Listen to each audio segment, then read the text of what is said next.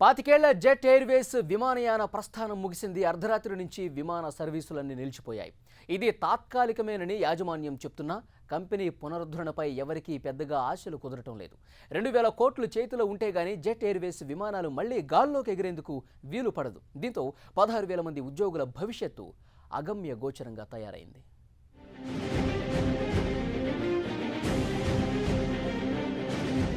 Jet Airways కథ కంచికి చేరింది. తీవ్ర ఆర్థిక సంక్షోభం ఎదుర్కొంటున్న విమానయాన సంస్థ తన సర్వీసులు నిలిపివేసింది. అర్ధరాత్రి నుంచే తమ సేవలను పూర్తిగా ఆపేసింది. రాత్రి 10:30 అమృత్సర్ నుంచి ముంబై వెళ్లిన ఫ్లైట్ జెట్ ఎయిర్వేస్ కు చివరి విమాన సర్వీస్గా మారింది. ఒకప్పుడు 100 పైచిలుకు విమానాలను నడిపిన జెట్ ఎయిర్వేస్ మంగళవారం నాటికి కేవలం 5 విమానాలనే నడిపింది. తాజాగా తలెత్తిన సంక్షోభంతో ఆ 5 విమానాలు కూడా నిలిపివేసింది.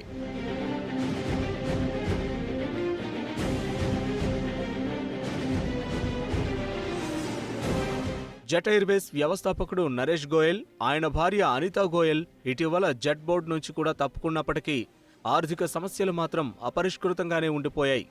జెట్కు ఐఓసీ ఫ్యూయల్ కూడా నిలిపివేయడంతో సొంతంగా విమానాలను నడపలేని స్థితికి చేరుకుంది.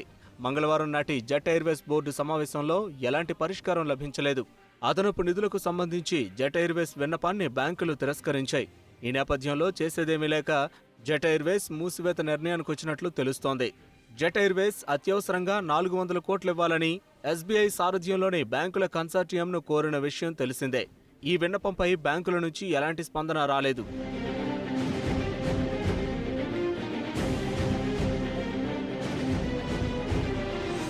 జెట్ ఎయిర్వేస్ 3,500 కోట్ల రుణభారానికి తోడు టికెట్ల క్యాన్సిలేషన్ ద్వారా ప్రయాణికులకు చెల్లించాల్సిన ఛార్జీల విలువ 3,500 కోట్లకు చేరింది. దీంతో జెట్ ఎయిర్వేస్ అప్పుల భారం మొత్తం 8,500 కోట్లకు ఎగబాకింది.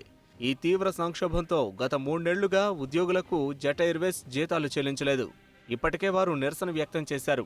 జెట్ ఎయిర్వేస్ అంశంలో జోక్యం చేసుకుని సంస్థను కష్టాల నుంచి గట్టెక్కించాలని పైలట్ల యూనియన్ ప్రధాని మోడీని కూడా అభ్యర్థించాయి. తాజాగా జెట్ ఎయిర్వేస్ సర్వీసులు నిలిపివేయడంతో 16,000 మంది ఉద్యోగుల భవిష్యత్తు అంధకారమైంది. ఈ నేపథ్యంలో ఆల్ ఇండియా జెట్ ఎయిర్వేస్ సిబ్బంది ఇవాళ మేనేజ్మెంట్తో సమావేశం అవుతున్నట్లు తెలిపారు. ఈ సమావేశం అనంతరం భవిష్యత్ కార్యాచరణ ప్రకటిస్తారు. కాగా మే 2014 తర్వాత ఎయిర్ సర్వీసులను నిలిపివేసిన సంస్థల్లో జెట్ ఎయిర్వేస్ 7వదని చెప్పాలి. గడిచిన 5 ఏళ్లలో Pegasus, Air Costa, Air Carnival, Air Deccan, Air Odisha, Zoom Air లాంటి సంస్థలన్నీ మూతపడ్డాయి. ఇలా కష్టాల సుడిగుండంలో చిక్కుకున్నది ఒక జెట్ ఎయిర్వేస్ మాత్రమే కాదు, దేశంలోని చాలా విమానయాన సంస్థల పరిస్థితి ఇదే. పీకల్లోతు నష్టాలతో నెట్టుకొస్తున్నాయి. పరిస్థితి ఇలాగే కొనసాగితే మరికొన్ని రోజుల్లో చాలా సంస్థలు మూసేసే పరిస్థితి కనిపిస్తోంది. గమ్యాన్ని త్వరగా చేరాలంటే విమాన ప్రయాణాన్ని మించింది మరోటి లేదు. తక్కువ టైంలో డెస్టినేషన్ చేరుకునే అవకాశం ఉండటంతో ఖర్చు ఎక్కువైనా ఎక్కువ మంది విమాన ప్రయాణాలకు ఆసక్తి చూపిస్తున్నారు. మరోవైపు ప్రయాణికులను ఆకట్టుకునేందుకు విమానయాన సంస్థలు ఆఫర్లతో ఊరిస్తుంటాయి. తక్కువ రేట్లకే టికెట్లు ఇస్తూ ఇతర ఎయిర్లైన్స్ నుంచి ఉండే పోటీని తట్టుకునే ప్రయత్నం చేస్తుంటాయి. ఇవే ఇప్పుడు విమాన సంస్థల కొంప మునిగేందుకు కారణమవుతున్నాయి. జెట్ ఎయిర్వేస్ లో ఇంకా సంక్షోభం ముగిసిపోలేదు. క్యారియర్లలో వాటా కొనుక్కుని అతిపెద్ద ఎయిర్లైన్స్ గా పేరున్న 7 సంస్థల్లో జెట్ ఒకటి. అయితే ఇప్పుడు ఆ సంస్థ తీవ్ర సంక్షోభం ఎదుర్కొంటోంది. అటు ఉద్యోగులకు ఇవ్వాల్సిన బకాయిలు పేరుకుపోయాయి. అయితే ఇలాంటి పరిస్థితి కేవలం జెట్కే ఎదురుకాలేదు. గత 21 ఏళ్లలో 12 విమానయాన సంస్థలు అనేక ఇబ్బందులు ఎదుర్కొన్నాయి. కింగ్ఫిషర్ ఎయిర్లైన్స్ భారత విమానయాన సంస్థల్లో వైఫల్యం చెందిన అతిపెద్ద సంస్థగా చెప్పుకోవచ్చు. చేసిన అప్పులు తీర్చేందుకు సంస్థ అధినేత విజయ్ మాల్యా ప్రయత్నించినా కుదరలేదు. అటు స్టాఫ్ కు జీతాలు కూడా చెల్లించలేని పరిస్థితి రావడంతో కింగ్ఫిషర్ ఎయిర్లైన్స్ కనుమరుగైంది. 2012లో ఆ సంస్థను మూసేయాల్సి వచ్చింది. భారతీయుల బడ్జెట్ లైన్స్ గా పేరు తెచ్చుకున్న ఎయిర్ ఇండియా కూడా కష్టాల్లో చిక్కుకుంది. ప్రభుత్వ యాజమాన్యంలో ఉన్న ఎయిర్ ఇండియా సర్కార్ సాయంతో డెత్ స్టేజ్ నుంచి కోలుకుంది. ఇక కెప్టెన్ గోపీనాథ్ సారథ్యంలో తెరపైకి వచ్చిన ఎయిర్ డెక్కన్ తక్కువ వ్యవధిలోనే గాల్లోకి ఎగిరింది. ఎంత వేగంగా ఎగిరిందో అంతే వేగంగా రెక్కలు తెగిపోయాయి. సమస్యల్లో చిక్కుకోవడంతో 2007లో కింగ్ఫిషర్ సంస్థ ఎయిర్ డెక్కన్ను కొనుగోలు చేసింది. కానీ 2012లో మూతబడింది. ఎయిర్ సహా 2012లోనే జెట్ను తెరపైకి తెచ్చిన ప్రస్తుతం ఆ ఎయిర్వేస్ అంపశయ్యపై ఉంది.